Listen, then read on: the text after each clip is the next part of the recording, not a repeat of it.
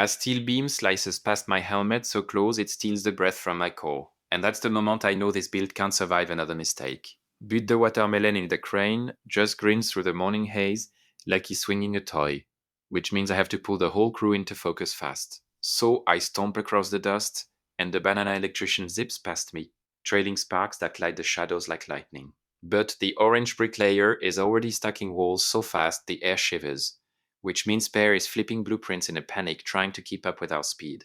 But a dark cloud groans over the site, and the first wind blast snaps the scaffold sideways, which means the entire frame starts trembling like it wants to quit. So I plant my boots, shove fear down, and shot a plan that locks every fruit into perfect motion. And that's why when the storm finally punches itself out, the first outline of the towering fruit basket skyscraper blows through the dust like a promise worth fighting for. So if you want to see what happens when this crew pushes even harder, stick around.